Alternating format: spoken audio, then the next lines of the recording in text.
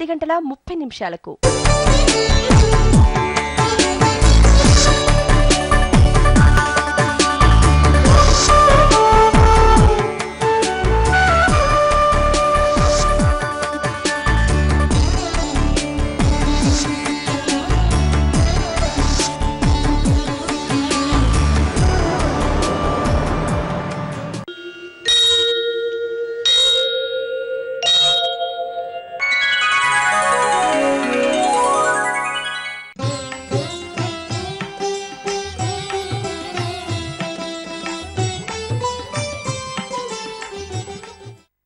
నమస్కారం. వైకుంఠ ఏకాదశి వైశిష్ట్యం చర్చాగోష్ఠి కార్యక్రమానికి స్వాగతం. మనకున్న పండుగలు పర్వదినాలలో ఒక్కొక్క పండుగకి ఒక్కొక్క ప్రత్యేకత ఉంటుంది. ఒక్కో పర్వదినానికి ఒక్కొక్క విశిష్టత ఉంటుంది. నిత్య జీవితంలో మనం చేసే కర్మలకు ప్రాయశ్చితం చేసుకునే ఏకైక పర్వదినమే ఈ వైకుంఠ ఏకాదశి. ఈ వైకుంఠ ఏకాదశి రోజున ఉత్తర ద్వార దర్శనం చేసిన ఆ స్వామిని స్మరించినా తలచినా అనంత కోటి పుణ్య ఫలితం లభిస్తుందని అంటారు. మరి ఈ వైకుంఠ ఏకాదశి పర్వదినాన ఈ వైకుంఠ ఏకాదశి యొక్క ప్రత్యేకతను విశిష్టతను మనందరికీ తెలియజేయడానికి మనతో పండితులు ఆధ్యాత్మికవేత్తలు ఉన్నారు. సో వారిని అడిగి ఈ వైకుంఠ ఏకాదశి యొక్క విశిష్టతను తెలుసుకుందాం. జ్యోతిష దైవజ్ఞ రత్న చక్రవర్తుల దివ్య రమణ గారు మనతో ఉన్నారు. నమస్తే మేడం. నమస్కారం అండి. అలాగే ప్రముఖ వాస్తు జ్యోతిష్య పండితులు ఆధ్యాత్మికవేత్త శ్రీ చలమచర్ల మురళీ కృష్ణమాచార్యులు గారు మనతో ఉన్నారండి. నమస్కారం అండి. ప్రముఖ పండితులు ఆధ్యాత్మికవేత్త శ్రీనివాసాచార్యులు గారు మనతో ఉన్నారు. నమస్కారం శ్రీనివాసాచార్యులు గారు. మీరు చెప్పండి దివ్య రమణ గారు, తిథుల్లోకెల్లా వైకుంఠ ఏకాదశి తిథి అనేది చాలా పవిత్రమైనది అంటారు. ఎందుకు? వైకుంఠ ఏకాదశి రోజు శ్రీమన్నారాయణుడు లక్ష్మీ సమేతంగా వైకుంఠ ద్వార దర్శనం, అంటే ఇది ఉత్తర ద్వార దర్శనం అంటారు. ఈ ఉత్తర ద్వార దర్శనాన్ని నిజరూప దర్శనం ఇస్తారు స్వామివారు. సమస్త మానవాళి దేవతలు ఎవరైనా సరే మనం కోరుకునేది ఏంటి? మోక్షం. మనం ఎన్ని కార్యక్రమాలు చేస్తున్నా ఏం చేస్తున్నా కోరుకునేది మోక్షాన్ని. ఆ మోక్షాన్ని ప్రసాదించే శ్రీమన్నారాయణుడి అహర్నిశలు వేడుకుంటారు. ఈ వైకుంఠ ద్వార దర్శనం ద్వారా శ్రీమన్నారాయణ్ణి చేరుకుంటే, స్వామిని కనీసం చూడగలిగితే, ఈరోజు వైకుంఠ ద్వార దర్శనం ద్వారా మనం పరంపదించిన తర్వాత అయినా సరే, లేకుంటే ఇక్కడే ఆ వైకుంఠానికి సంబంధించిన సకల ఐశ్వర్యాలని ఆయన భూమి మీదే ప్రసాదిస్తారు. మురళీ కృష్ణమాచార్యులు గారు, మీరు చెప్పండి వైకుంఠ ఏకాదశి యొక్క ప్రత్యేకత ఏంటంటారు? సహజంగా దీన్ని వైకుంఠ ఏకాదశిని ముక్కోటి ఏకాదశి అంటారు. అంటే దేవతలు 33 కోట్ల మంది దేవతలు, అష్టవసువులు, అలాగే ద్వాదశాదిత్యులు, ఏకాదశ రుద్రులు, బ్రహ్మ, ఇంద్రుడు, అలా 33 కోట్ల మంది దేవతలు. అయితే ఈ దేవతలకు కూడా ఈ యొక్క వైకుంఠ ఏకాదశి రోజున ప్రత్యేకించి ఉత్తర ద్వార దర్శనం అనేటువంటిది ఏర్పాటు చేస్తే ఇది ముక్కోటి ఏకాదశి అంటారు.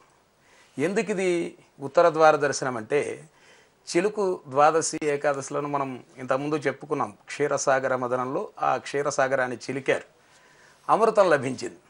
ఆ అమృతాన్ని పంచేటప్పుడు మోహిని అవతారం ఎత్తి రాక్షసులను మోహింపజేసి వారికి పంచకుండా దేవతలకు మాత్రమే పంచిపెట్టారు ఈ యొక్క అమృతాన్ని.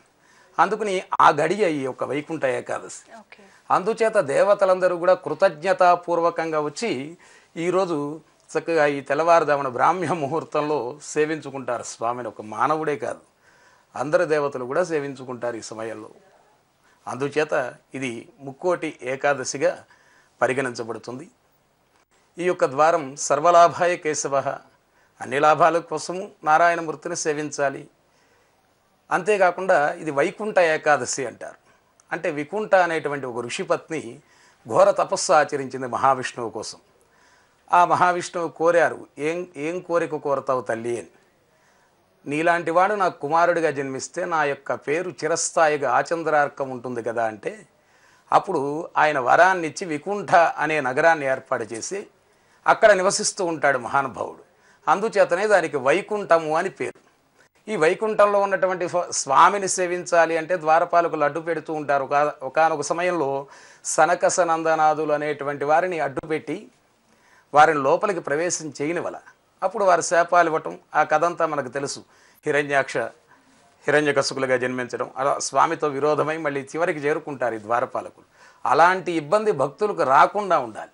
అందుకే తానే స్వయంగా బయలుదేరి ఈ ఉత్తర ద్వారం దగ్గరికి వేయించేసి ముక్కోటి దేవతలని ఈ యొక్క సమస్త మానవాళికి కూడా దర్శనమిచ్చి మోక్షాన్ని ప్రసాదిస్తాడు నారాయణుడు. అందుకని దీనికి వైకుంఠ ఏకాదశి అని ముక్కోటి ఏకాదశి అని పేరమ్మ. శ్రీనివాసాచార్యులు గారు మీరు చెప్పండి, అంటే ఈ వైకుంఠ ఏకాదశి పర్వదినాన ఆలయాలకి వెళ్ళలేని వారు ఇంట్లో ఏ విధంగా పూజించవచ్చు అంటారు భగవంతుడిని? ముక్కోటి ఏకాదశి రోజున మరి సాధారణంగా ఈ ధనుర్మాసం అనేటటువంటిది అనుబంధమై ఉంటుంది. అసలు ఈ మాసంలోనే ధనుర్మాసంలోనే వైకుంఠ ఏకాదశి అనేది వస్తుంది. ఆండాళం వారు ధనుర్మాస వ్రతాన్ని యథావిధిగా చక్కగా భక్తి శ్రద్ధలతో ఆచరిస్తూ ఈ ముక్కోటి ఏకాదశి రోజున ఆ అమ్మవారిని కూడా అక్కడ ఆమె చేసినటువంటి వ్రత వైభవాన్ని కూడా తెలుసుకోవటం దీనికి అనుబంధమైనటువంటి ధనుర్మాసం చాలా ఆనందోత్సాహాలతో మరి ఆ తల్లి ఆచరించింది. తమిళంలో 30 పాటలు పాడి ఆ పాటల్లో విశేషంగానే ఈ ముక్కోటి దేవతలను కూర్చున్నటువంటిది కానీ 39 అమరర్కు మనుషన్ను కప్పంతవిర్కం కలిగే తూయలడాయి செப்பமுடையாய் திரளுடையாய் செத்தாருக்கு வெப்பங்கொடுக்கும் விமலா துயிலடாய் செப்பன்ன வினுபலை செவ்வாய் சிறுமருங்கோள் நப்பின்ன நங்காய் திரவே துரடாய் உக்கமும் தட்டொடியும் தந்துண்மலாளனை இப்போதே எம்மை నీరాటే లోరింబావాయ్. ఈ ధనుర్మాస వైభవం 4 రోజులు కూడా అవకాశం ఉందో లేకో ఆచరించలేకపోయినా కనీస ధర్మం ఈ ధనుర్మాస వ్రతంలో ఈ 4 రోజుల్లో వచ్చేటటువంటి వైకుంఠ ఏకాదశి నాడు పర్వదినం రోజున సేవించుకున్నా కూడా బ్రహ్మ ముహూర్త సమయంలో సూర్యోదయానికి ముందు ఆ స్వామిని ఎందుచేతనయ్యా అంటే ఇంతకుముందు మన మురళీకృష్ణమాచార్య గారు చెప్పినట్టుగా దీంట్లో రాబోయేటటువంటి దేవతలకు రాబోయేటటువంటి ముప్పు అది ముందే గమనించేటటువంటి విష్ణుమూర్తి మరి ఆ యొక్క సముద్ర మథనాన్ని క్షీరసాగర మథనాన్ని మదించినటువంటి సమయంలో పుట్టినటువంటి అమృతాన్ని ఒక ఆలోచన విధానంతో ఉపాయంతో ఆ దేవతలు అందరికీ కూడా అందేటట్లుగా జగన్మోహన్ అవతారంగా మరి అది వాళ్ళకి అందజేసినటువంటి వాడైనాడు కనుక ఆ స్వామిని వారందరూ కూడా మర్చిపోకుండా కృతజ్ఞతాపూర్వకంగా ఆ వైకుంఠ ఏకాదశి రోజున తెల్లవారుజామున ఆ సమయంలో దర్శిస్తారు కనుక దైవం మానుష రూపేణ అని మరి ఆ దేవతలుగా మనకి సాక్షాత్కరించరు. ఆ సమయంలో మరి సేవించడానికి వచ్చినటువంటి భక్తులు మరి ఎంతమంది ఉంటారో అంతమందిలో కూడా దేవతలను చూసినటువంటి 33 కోట్ల దేవతల సమక్షంలో స్వామిని సేవించినటువంటి ఫలితం లభిస్తుంది, మోక్షం లభిస్తుంది. కనుక దీని విశిష్టతను గురించి చెప్పాలంటే చాలా విశేషమైనటువంటిది ముక్కోటి ఏకాదశి. ఎందుకంటే ఆ స్వామికి దేవతలే కాదు మనం కూడా రుణపడి ఉన్నాం. సో రాక్షసులకి ఇస్తే అది వేరేలా ఉండేది, వాళ్ళు యూజ్ చేసే విధానం, ఉపయోగించే విధానం కానివ్వండి, మనుషుల్ని సంహరించడం అలాంటివి. సో మరి పూజా విధానం, ఎటువంటి విధులను మనం ఆచరించి పూజా కార్యక్రమాలు చేసుకుంటే మంచిదంటారు రమణ గారు? స్వామివారికి ఈరోజు అభిషేకాది అర్చనలు అన్నీ చేసి స్వామివారికి పొంగలి నివేదన చేస్తారు. ఇవాళ కట్టె పొంగలి, చక్కెర పొంగలి ప్రధాన నివేదన. ఈ ప్రధాన నివేదన ఈ కట్టె పొంగలి, చక్కెర పొంగలి మరి తినచ్చా? అది అన్నంతో చేస్తారు కదా, మరి అది తినడం వల్ల మనం ఆహారం భుజించినట్టు అవుతుందా? స్వామి ప్రసాదం మనం తీసుకునేది కుంచాలు తీసుకోం, కాస్త తీసుకుంటాం. ఆ కాస్త అది ప్రసాదంగా తీర్థరూపేణ తీసుకోవడం వల్ల అది ఉపవాస దీక్షకి ఏ విధమైన భంగము కలగదు. దశమి నాటి రాత్రి నుంచి మనం ఉపవాస దీక్ష మొదలు పెడితే మళ్ళీ ద్వాదశి నాటి సూర్యోదయాది సమయానికన్నా ముందుగానే మాత్రమే ఈ ఏకాదశి వ్రతం పూర్తవుతుంది. ముందు రోజు రాత్రి నుంచి తర్వాతి రోజు వరకు. ఓకే, తర్వాతి రోజు వరకు ఆ విధంగా ఇది ఆచరిస్తారు. దీంట్లో కఠిన బ్రహ్మచర్య దీక్షని పాటిస్తూ కఠిన ఉపవాస దీక్షని పాటించాలి. రాత్రి అంతా శ్రీమన్నారాయణని గానం చేస్తూ లేదా స్వామిని స్మరిస్తూ గడిపితే ఆ స్వామి యొక్క దర్శన భాగ్యం, సకల ఐశ్వర్య సిద్ధి కలుగుతుంది. కృతజ్ఞతలని బాగా తెలియజేశారు. శ్రీనివాసాచార్యులు గారు మీరు చెప్పండి, అంటే వైకుంఠ ఏకాదశి పర్వదినాన ఆలయాలకి వెళ్ళలేని వారు ఇంట్లో ఏ విధంగా పూజించవచ్చు అంటారు భగవంతుడిని? అంటే అన్యక్షేత్రే కృతం పాపం పుణ్యక్షేత్రే వినశ్యతి. ఎక్కడెక్కడో చేసిన పాపాలని కూడా పుణ్యక్షేత్రానికి వెళితేనే పటాపంచలయ్యేది. కుదరని వారు ఏం చేయాలి అంటే, అది అవకాశం కుదిరిన వాళ్ళు వెళతారు, అవకాశం కుదరలేని వారు ఇంటి వద్దనే చక్కగా 4 గంటలకు ముందే నిద్రలేచి కాలకృత్యాదులు నెరవేర్చుకుని ఆ యొక్క శ్రీమన్నారాయణమూర్తిని చక్కగా విష్ణు సహస్రనామ పారాయణం, అసలు ఇవేమీ రాదు, శ్రీమద్ అష్టాక్షరి మంత్రం చదవండి అందరూ. ఓం నమో నారాయణాయ. ఎత్ర అష్టాక్షరీ సంసిద్ధో నతత్ర వ్యాధి దుర్భిక్షం తస్కర. ఈ నారాయణ మంత్రం ఏ స్థానాల్లో వినపడుతూ ఉంటుందో అక్కడ వ్యాధులు ఉండవు, దుర్భిక్షం అనేటువంటిది ఉండదు, తస్కర దొంగల బాధలు కూడా ఉండవు. అంత గొప్పది. అందుచేతనే హరి అవతారములే అఖిల దేవతలు అన్నాడు అన్నమయ్య కూడా. అన్ని మంత్రములు ఇందే ఆవహించును. మీరు పురుష సూక్తము లేకపోతే నమ్మకం చెబకము ఇంకా ఏవో పారాయణలు చేయించాలనుకుంటారేమో. సర్వవేద పారాయణ పుణ్యం లభతే. నారాయణాన్ని స్మరిస్తే సర్వవేదాలు కూడా పారాయణ చేసిన ఫలితం లభిస్తుంది. అందుచేత మీరు ఇంటి దగ్గర రాలేనటువంటి వాళ్ళు ఎవరైతే ఉన్నారో వాళ్ళు తప్పనిసరిగా యథాశక్తిగా భగవదారాధన చేసుకోండి. ఆ భగవదారాధన చేసుకుని చక్కగా నారాయణ స్మరణ చేయండి. మనం రాని మంత్రాల కోసం కుస్తీలు పడి అదక్షర పదభ్రష్టం మాత్రాహీనంతో యద్భవేత్. అక్షరలోపం వస్తే మంత్రానికి అర్థమే మారిపోతుంది. ఆ ఉపదేశం పొందినటువంటిది గురువు ఉపదేశం లేకుండా చదివే మంత్రాలు కూడా నిరర్ధకమే. అందుచేత ఎట్టి పరిస్థితుల్లో కూడా కనీస ధర్మంగా భగవద్ రామానుజుల వారు అందరూ చెప్పొచ్చు అన్నారు. నారాయణ మంత్రం జపించేటువంటి వాడు 4వ జాతికి చెందినవాడైన పరమ భాగవతోత్తముడైన వైష్ణవుడే అని పిలువబడతాడు.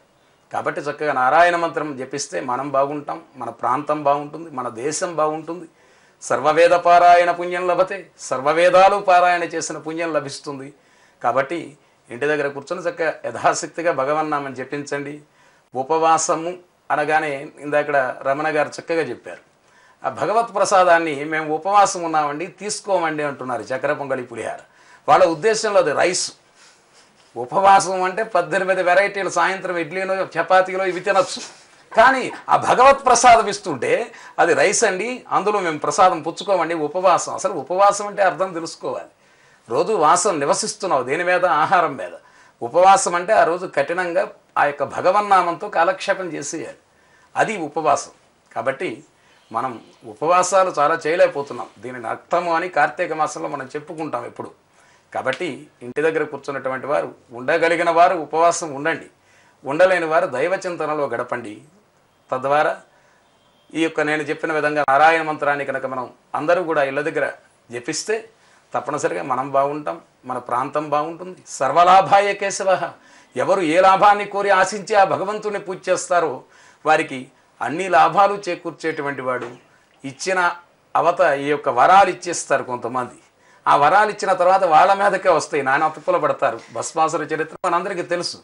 అటువంటి ఆ ఇతర దేవతలు ఇచ్చిన వరాలను కూడా వాళ్ళు సద్వినియోగపరచుకోలేక రాక్షసులు వారి మీదే ప్రయత్నం చేసినప్పుడు జగన్మోహిని అవతారంలో పరమేశ్వరుడు వంటి మహానుభావులను ఎంతోమందిని రక్షించిన వాడు ఆ మహావిష్ణువు. ఆయనకి అత్యంత ప్రీతికరమైన ఈ యొక్క వైకుంఠ ఏకాదశిని సేవించుకోలేని వారు ఇంటి దగ్గర కూర్చునైనా తప్పనిసరిగా ఓం నమో నారాయణాయ అనేటువంటి శ్రీమద్ అష్టాక్షరి మంత్రం చదువుకోండి, విష్ణు సహస్రనామ పారాయణ చేసుకోండి. అలా చేసుకుంటే భగవద్ అనుగ్రహం తప్పక మీకు లభిస్తుంది. రాని మంత్రాలు జపించే కన్నా వచ్చిన ఒక నారాయణ మంత్రం జపిస్తే అన్ని ఫలితాలు దక్కుతాయి అంటారు. అంతేనమ్మా. ఇప్పుడు ప్రహ్లాదుడు చక్కని నారాయణ మంత్రాన్ని జపించాడు. ఆయాచితంగా పలికాడు అజామీలుడు. కార్తీక మాసం అజామీలుడు చేయన దోషాలు లేవు. చివరికి వాడి కొడుకు పేరు పెట్టుకున్నాడు నారాయణ. నారాయణ, ఈ అవధూతలు వస్తున్నారు, రక్షించరా అన్నాడు. పైన ఉన్న నారాయణుడికి వినపడింది. వీడి చేసిన పాపాలని పోయినాయి. గోదాదేవి కూడా ధనుర్మాసంలో ఏం చెప్పింది? గోవింద అంటే పూర్వం చేసిన పాపాలు పోతాయి, ఉత్తరాఘములు చెయ్యబోయే పాపాలు పోతాయి. అందుకే గీతలో భగవానుడు చెప్పాడు, అహంత్వా సర్వపాపేభ్యో మోక్షయిష్యామి మా శుచః. అందుకని నీవెంత అహంభావైనా, ఎంత మూర్ఖుడవైనా, ఎన్ని పాపాలు చేసినా కృష్ణ అంటే గోవింద అంటే మోక్షాన్ని ఇస్తానన్నాడు మహానుభావుడు. కాబట్టి చక్క ఈ నామంతో అయినా మనం ఇప్పుడు సాకార రూపంగా ఉన్నటువంటి పరమాత్మను చూడటానికి క్షేత్రానికి వెళుతున్నాం. మనం నిర్గుణోపాసన ఉంటుంది. నిరాకార రూపం అంటే కొంతమంది ధ్యానం చేస్తూ ఉంటారు. ఈ ధ్యానం కూడా ఆ పరమాత్మ గురించి చేయాలి. అంతేగాని శ్వాసను గమనించేసి వదిలేసేస్తే మోక్షం వస్తుందా అంటే అవి చెప్పాలి ఆ కృష్ణుడు గీతలో. కాబట్టి తప్పనిసరిగా ధ్యానం అనేటువంటిది కూడా ఒకటి ఉన్నది మనకి. ఆ ధ్యానంలో ఆ పరమాత్మని నమో నారాయణాయ అనే శ్రీమదష్టాక్షరి మంత్రాన్ని తప్పనిసరిగా ఇంటి దగ్గర రాలేని వారే కాదు, ఆలయానికి వచ్చిన వారు కూడా ఆ నామం జపించుకుంటూ రండి. అనంతమైన పుణ్యం లభిస్తుంది. కృతజ్ఞతలండి. వైకుంఠ ఏకాదశి వైశిష్ట్యం చర్చాగోష్ఠి కార్యక్రమంలో ఒక చిన్న విరామం.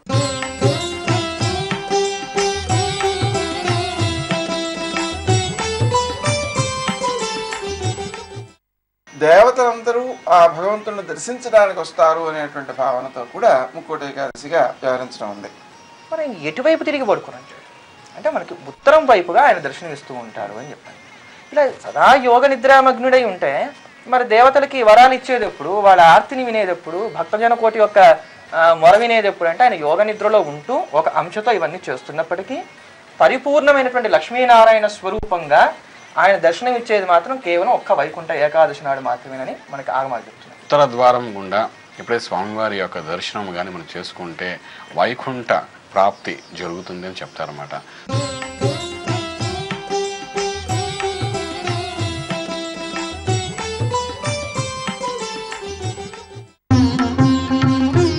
సమస్యలన్నింటికీ సత్వర పరిష్కార మార్గం, ఒక్క మంత్రంతో మీ కష్టాలు దూరం, ఆనంద సిద్ధితో సకలం శుభకరం.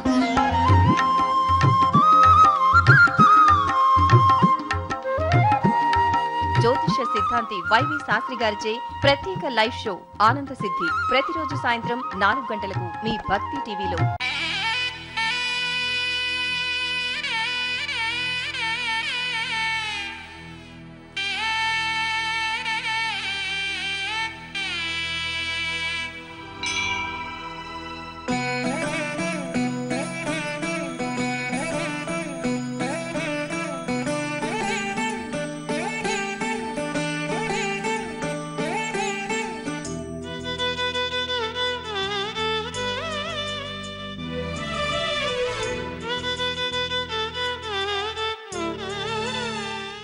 భారతీయ జీవనం పూజ్య శ్రీ ప్రకాశానందేంద్ర స్వామి వారి ప్రవచనాలు త్వరలో మీ భక్తి టీవీలో. నమో నారాయణాయ. వైకుంఠ ఏకాదశి వేళ ఉత్తర ద్వార దర్శనం భక్తి టీవీలో. శ్రీమన్నారాయణుడి వైభవం, శ్రీరంగంలో రంగనాథుడి దివ్య తేజం.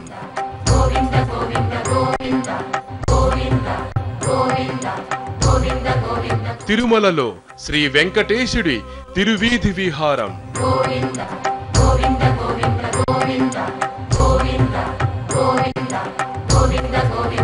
భద్రాద్రిలో శ్రీరామచంద్రుడి సాక్షాత్కారం.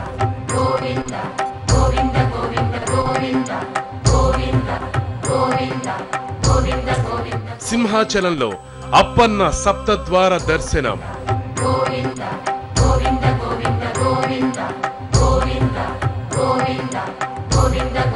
తిరువళ్ళికెనిలో పార్థసారథి అనుగ్రహం.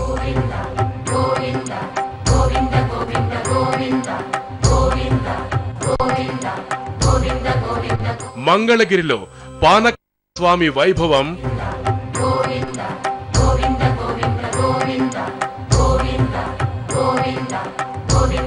భాగ్యనగరిలో నారాయణుడికి నీరాజనం. దేశంలోని వివిధ ప్రాంతాల నుంచి వైకుంఠ ఏకాదశి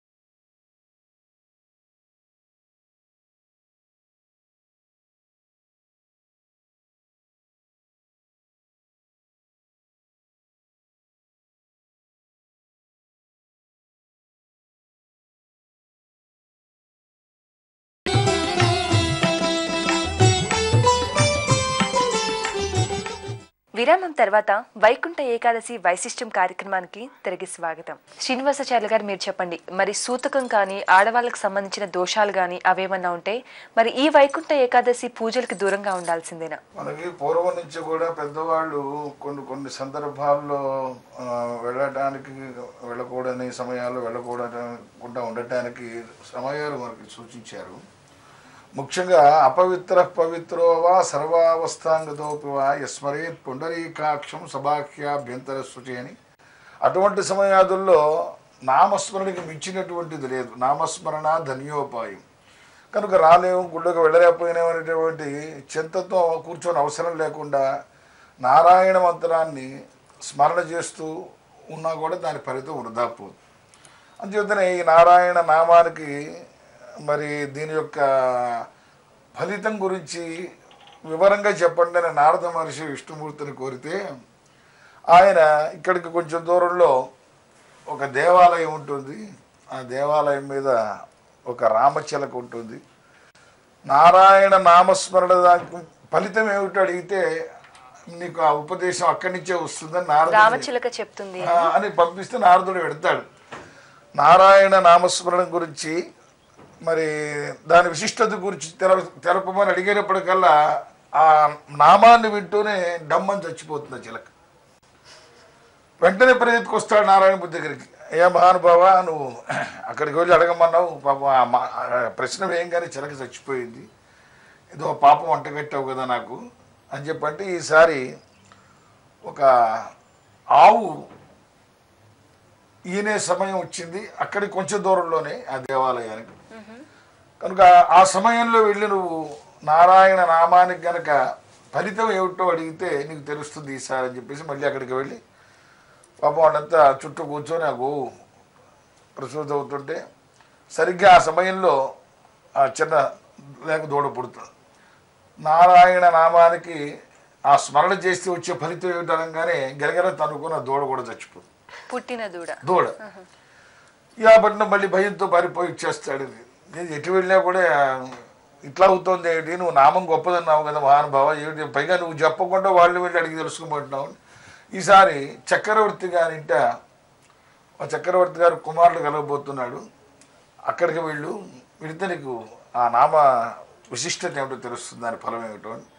నాయన వాళ్ళు వీళ్ళు అయితే ఏదో ఇంతవరకు తప్పుకొని వచ్చాను, రాజు దలుచుకుంటే దెబ్బలు కొద్దిగా ఉంది, ఈపు చెట్లు కొడతాడు, నాకు ఎందుకు వచ్చింది, నీకెందుకు అయ్యే పర్వాలేదు వెళ్ళమంటాడు. సరే బయలుదేరి నామస్మరణ చేసుకుంటూ సరిగ్గా రాజుగారు నారదులు వారు వచ్చారు, మహానుభావ మాకు ఒక యువ చక్రవర్తి పుట్టబోతున్నాడు, మీ ఆశీస్సులు కావాలి, సమయానికి వచ్చారు కానీ ముందు ఆ పుట్టంగానే శిశువుని నా దగ్గరికి తీసుకుని ఆశీర్వాదం చేస్తాను. సరే ఆ శిశువుని తీసుకొచ్చి పుట్టంగానే నారదుడు చూపిస్తే నారాయణ నారాయణ నారాయణ అంటే మరి ఏమవుతాడో సంశయిస్తూ ఉంటే అప్పుడు ఆ బాలవాక్కు బ్రహ్మవాక్కు అన్నట్టుగా నారద నువ్వేం భయపడకు, నువ్వు దాని ఫలితం ఏమిటో చూసావు కదా, మొట్టమొదటిసారి చిలకగా ఆ నామాన్ని విని మోక్షానికి వెళ్ళిపోయినా ఆ చిలకలోంచి మరి ఒక గోవుగా పుట్టాను, అక్కడ నువ్వు స్మరించేటప్పటికల్లా ఆ జీవితాన్ని చాలించి చక్రవర్తిగా పుట్టాను అని చక్కగా దాని ఫలితం అప్పటికప్పుడే ఈ విధంగా ఉంటుందని అని ఈ భోగాలను మాత్రమే అనుభవిస్తూ ఇలా ఉండిపోతానేమో, ఇప్పుడు నారాయణ మంత్రం విన్న కారణం చేత నేను మోక్షాన్ని కూడా పొందుతాను అని ధన్యుడయ్యాడు. అంటే మనిషి ఈ నారాయణ మంత్రం మూలాన పరివర్తన చెందుతాడు. అంతే తప్ప నుంచి నారాయణ మంత్రం చెప్పంగానే ఒక టికెట్ లేచిపోతుందంటే ఇందాక నేను చెప్పా కదా మంత్రం, ఇక రేపొద్దు నుంచి ఎవరు చెప్పేవాళ్ళు అంచేత అంటే మనం ఉన్న స్టేజ్ నుంచి కూడా ఎదుగుతూ ఉంటాం. అది టికెట్ ఉత్తమమైన జన్మకి ఎదుగుతున్నారు అన్నమాట. ఎన్నో మనం ఈ సకల చరాచర దృష్టిలో మనం ఎన్నో రకాల జన్మలు ఎత్తి మానవ జన్మకు వస్తాం. రామకృష్ణ పరమహంసుల వారు అంటారు, మీరు ఎప్పుడైతే మానవ జన్మని ఎత్తారో అప్పుడు భగవన్నామ స్మరణ చేయలేరు, కనీసం భగవంతుడు ఎవరో ఎక్కడున్నారో కూడా కనుక్కోలేరు. అంత దుర్లభమైన జీవితాన్ని జీవించే కన్నా అత్యంత చిన్న చిన్న జీవరాశుల్లాగా జీవించడమే ఉత్తమం. ఎందుకంటే అది ఏం చేస్తుందో దానికి తెలియదు. ఒక విధమైన కర్మని దానికి ఇచ్చారు, అదే కర్మని అది పాటిస్తూ వెళ్తూ ఉంటుంది. దానికంటూ కొత్తగా కర్మ చేసే యోగ్యత లేదు. కాబట్టి ఒక మానవుడు మాత్రమే భగవత్ సాక్షాత్కారాన్ని పొందగలుగుతాడు. ఆ సాక్షాత్కారాన్ని పొందడానికి శ్రీమన్నారాయణ సాక్షాత్తు నారదుని పంపించి ఈ హిస్టరీని తెలిపించారనమాట. అంటే ఈ లెవెల్ నుంచి చిలక తర్వాత ఎన్ని జన్మలు ఎత్తాలో ఎత్తకుండానే గోవు అయిపోయాడు, గోవు తర్వాత వెంటనే రాజు అయిపోయాడు, ఆ తర్వాత పరమపదాన్నే చేరుకుని సాక్షాత్ నారాయణుడి పాదాల దగ్గర ఉండిపోయాడు. అంతటి విశిష్టత పొందినది నారాయణ మంత్రం. సో మనం చిన్న చిన్న కార్యాలకు కూడా దేవుణ్ణి దండం పెట్టుకుంటూ ఉంటాం దేనికి వెళ్ళినా కూడా, ఏ పని స్టార్ట్ చేసినా కూడా. సో అది వెంటనే అయిపోవాలని కూడా కోరుకుంటూ ఉంటాం. సో ఆ టైప్లో కూడా ఉందన్నమాట. దీనికి ఒక విధంగా కూడా మనం చెప్పచ్చు ఏమని అంటే కనుక, మనం సుఖంగా ఉన్నప్పుడు కూడా భగవంతుని స్మరించగలిగి ఉండాలి. మనకి కష్టం వచ్చినప్పుడు మాత్రమే భగవంతుని తలుచుకుని అదే రోజు నా కోరికలన్నీ ఫుల్ఫిల్ అయిపోవాలి అనుకునే వాళ్ళు 99% వస్తుంటారు. అవును. అయితే మీరు ఎప్పుడైతే సుఖంగా ఉన్నారో అప్పుడు కనీసం భగవంతుని తలుచుకొని వారు, మీకు కష్టం వచ్చిన రోజు భగవంతుని తలుచుకోగానే ఆ కోరిక తీరాలని కోరుకునే హక్కు మీకు లేదు. లేదు. నిత్యం మేము స్మరణ చేస్తున్నాము, కష్టంలోనూ చేస్తున్నాము, సుఖంలోనూ చేస్తున్నాము. అప్పుడు మీకు పెద్ద బండతో తలకాయ పగలాలి, చిన్న రాయితో ఆ నొప్పి తగ్గించేస్తాడు.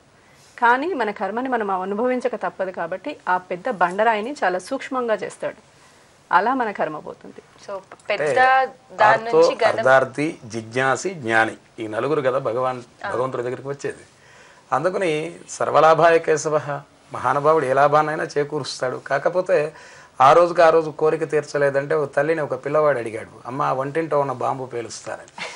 ఆయన అది గ్యాస్ బండి, అది పేలితే నేను కూడా పేలుతాను, నీకు ఇది కోరిక తగదు, వేరే నాన్నగారికి చెప్పించి ఇంకో వస్తువు ఇస్తాను. అందుకని భగవంతుడు ఏదో కోరిక తీర్చలేదని ఏదో విడిచిపెట్టేయటం, ఇంకొక శనివారం ఉపవాసం నుంచి గురువారంలోకి వచ్చేయటం, ఇక అది కూడా కుదరకపోతే ఇంకో వారానికి వెళ్ళిపోవటం, ఇవి ఈ స్థితులలో మనిషి ఎదగలేడు ఎప్పటికీ. కాబట్టి ఇక్కడ హరి అవతారములు, అఖిల దేవతలు, ఒక దైవం అనేటి వంటిది ఒకటే. ఆ ఒక స్వరూపాన్ని శివశ్చ నారాయణ, శివుడు కూడా నారాయణుడినే. అంచేత ఏ రూపంలో సర్వదేవ నమస్కారం కేశవం ప్రతిగచ్చతే అని చెబుతాం సంధ్యావందనలో. ఆకాశం నుండి పడిన ప్రతి వానచినుకు కూడా సముద్రాన్ని ఏ విధంగా చేరుతుందో, మనం రాముడన్నా కృష్ణుడన్నా ఏ రూపాలను మనం వేడుకున్నా ఇవన్నీ కూడా నారాయణమూర్తికి చెందుతాయి. అటువంటి వైకుంఠ ఏకాదశి ఆ పేరు వింటే చాలు, చూడండి, పూర్వజన్మ సుకృతం ఉంటేనే ఈ వ్రతం మనం చేయగలుగుతాం. మీరు చెప్పండి రమణ గారు, వైకుంఠ ఏకాదశి రోజున ఉత్తర ద్వార దర్శనం చేస్తే ఎటువంటి ఫలితం కలుగుతుందంటారు? ఈ వైకుంఠ ఏకాదశి రోజున మొత్తం తిరుపాయికి సంబంధించి ఇందాకే స్వామి చెప్పారు, మా గోదాదేవి 30 పాసురాల్ని ధనుర్మాసంలో రవి ప్రవేశించగానే మొదలయ్యే ధనుర్మాసము, రవి వెళ్ళేంత వరకు ధనుర్మాసమే. ఆ ధనుర్మాసంలో గోదా కళ్యాణంతో పూర్తవుతుంది. అమ్మవారు స్వామివారిని సేవించి ఆయనలో ఐక్యమైపోయిన తర్వాత మనం కళ్యాణం చేస్తాం. అమ్మవారు లేరు, ఎక్కడ పోయారు అని చెప్పి ఆ అమ్మవారు ఐక్యమైపోయిన తర్వాత ఆ స్థానంలో వెలిసిన విగ్రహానికి, అమ్మవారికి, రంగనాథుడికి కళ్యాణం జరుగుతుంది ఎప్పుడు. అయితే అలా అమ్మవారు స్వామివారిలో ఐక్యం అవ్వగలిగిన మాసం ఇది. అదే కాకుండా మొత్తం ప్రపంచ మానవాళికి న్యూ ఇయర్ అనేది ఒకటి వస్తుంది. ఈ న్యూ ఇయర్ మనకొక్కరికే కాదు, అందరికీ. ఈ అందరికీ వచ్చే న్యూ ఇయర్ కూడా ధనుర్మాసంలోనే వస్తుంది. అత్యంత పవిత్రమైన ఈ ధనుర్మాసమే అంతమంది సెలబ్రేట్ చేసుకోగలుగుతున్నారు. ఇది కాకుండా ఈ ధనుర్మాస వ్రతాన్ని ఆచరించడం వల్ల, లేదా ధనుర్మాస వ్రతం మేము మొత్తం చేయలేము, ఈ ఉపవాసం మా వల్ల కాదు, పొద్దున్నే 4 గంటలకు లేచి మేము తిరుపవే చదవలేము, మాకు నోరు కూడా తిరగదు అనేవాళ్ళు కోకొల్లలు. అలా చేయలేని పక్షంలో కనీసం నామస్మరణతో ఈ ఒక్క వైకుంఠ ఏకాదశి వ్రతాన్ని ఆచరిస్తే, వైకుంఠ అంటేనే ఆ వైకుంఠ నిలయుడైన శ్రీమన్నారాయణ్ణి దర్శన భాగ్యాన్ని పొందే అర్హత, అవకాశము అన్నీ లభిస్తాయి. స్వామివారిని సేవించి స్వామివారినే పొందగలిగితే సమస్తము మీతోటే ఉన్నాయిగా. మీ కోరికలు అనేది అతి చిన్నవి, అతి సూక్ష్మమైనవి. ఆ స్వామివారిని పొందగలిగినప్పుడు మిగిలినవన్నీ మీతోటే ఉన్నట్టు, అన్నీ తీరుతాయి. సకల ఐశ్వర్య సిద్ధి కలుగుతుంది, అన్నిటికన్నా మోక్ష ప్రాప్తి కలుగుతుంది. మీరు చెప్పండి మురళీ కృష్ణమాచార్యులు గారు, సో నారాయణ మంత్రం జపిస్తేనే అన్ని రకాల శుభ ఫలితాలు కలుగుతాయని చెప్పారు. సో అవి కాకుండా ఇంకా ఎటువంటి మంత్రాలు జపించవచ్చు అంటారు? ఒక్కొక్క మంత్రానికి ఒక్కొక్క పురుషార్థం ఇస్తూ ఉంటాడు పరమాత్మ. ఇందాక రమణ గారు చెప్పినట్లుగా ఆ పరమాత్మనే కోరుకుంటే అన్నీ తీర్చేవాడు ఆయనే కదా. ఇప్పుడు ధనం బాగా, మా దగ్గరికి జ్యోతిష్యానికి వచ్చేవాళ్ళు ధనం బాగా ఉందేమో చూడండి అంటారు. ముందు ఆయుర్దాయం ఉందో లేదో చదివితే ఈ ధనం వాడికి ఉపయోగపడుతుంది, అంతే కదా. ఆయుర్దాయం అనేది ఉంటే ధనం అదే ఉంటుంది. అందుకని ఆరోగ్యానికి మించిన సంపద లేదు ఈ లోకంలో. అందుకని భగవంతుడు ఇచ్చేది క్షేమ, స్థైర్య, ధైర్య, విజయ, అభయ, ఆయుష్యుడు. వీటిలో ఆయన అభయం ఉంటే చాలు మనకి. నీపాద కమల సేవయు నీపాదార్చకులతోటి నెయ్యమును నితంతాతాప మందార భూతదయయును నాకు దయసేయగదే. ఆ భగవంతుడిని పారాయణలు చేసేయటం, కొత్త కొత్త మంత్రాలు, ఉపదేశాలు తీసుకోవటం, ఇవే కాదండి, లోకానికి ఉపయోగపడాలి. ఎందుకంటే స్వామి వివేకానందుడు ఒక మాట అన్నాడు, సర్వనివాస వాసుదేవాయ నమః. అందరిలో ఉంటాడు భగవంతుడు, అది అందరికీ తెలిసిందే. మరి కదలని దేవుళ్ళకి ఎన్నో పూజలు చేస్తున్నారు, ఎన్నెన్నో హుండీల్లో కానుకలు వేస్తున్నారు. కదిలే దేవుళ్ళు ఎండనక వాననక ఎండకి ఎండుతున్నారు, వానక తడుస్తున్నారు, ఆకలి చావలు చూస్తున్నారు. అంటే సాటి ప్రాణుల యందు కూడా దయ కలిగేటువంటి హృదయం కలిగినటువంటి